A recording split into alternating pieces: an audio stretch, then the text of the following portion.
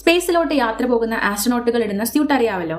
ഈ സ്യൂട്ടിന് എന്തെങ്കിലും കേടുപാട് പറ്റിയാൽ ആസ്ട്രോനോട്ട് സ്പേസിലെ വാക്വത്തിൽ എക്സ്പോസ്ഡ് ആകും. ഡീകംപ്രഷൻ എന്നൊരു പ്രോസസ് അവിടെ നടക്കും. ശരീരം സ്പേസിലെ വാക്വത്തിൽ എക്സ്പോസ്ഡ് ആയാൽ പുറമേയുള്ള പ്രഷറിന്റെ കുറവ് കാരണം ശരീരത്തിനുള്ളിലെ ഗ്യാസസ് വികസിക്കും. ലങ്സിലെ സോഫ്റ്റ് ടിഷ്യൂസ് പൊട്ടിപ്പോകാം. 5 സെക്കൻഡിനുള്ളിൽ ശരീരത്തിലെ ഈർപ്പം ആവിയായി പോകും. ഇതിന്റെ ഫലമായി ശരീരം 2 ഇരട്ടിയായി വീർക്കും. 15 സെക്കൻഡ് വരെ ബ്രെയിൻ ആക്റ്റീവ് ആകാനുള്ള ഓക്സിജനെ നമ്മുടെ ശരീരത്തിൽ ഉണ്ടാവുള്ളൂ. അതിനുശേഷം ബ്ലാക്ക് ഔട്ട് ആവും. 90 സെക്കൻഡിനുള്ളിൽ ഹൃദയമിടിപ്പ് നിൽക്കും. ബ്രെയിനും ഇനാക്റ്റീവ് ആകും. മരണവും സംഭവിക്കും. 1965 ഒരു വാക്വം ചേമ്പറിൽ ജോലി ചെയ്തുകൊണ്ടിരുന്ന ടെക്നീഷ്യന്റെ സ്യൂട്ടിൽ ഘടിപ്പിച്ചിരുന്ന ഒരു ഹോസ് ഊരിപ്പോയി. ഇത് അദ്ദേഹത്തിന്റെ സ്യൂട്ടിനെ ഡീപ്രഷറൈസ് ആക്കി. സെക്കൻഡുകൾക്കുള്ളിൽ പുള്ളിയുടെ ബോധം പോയി.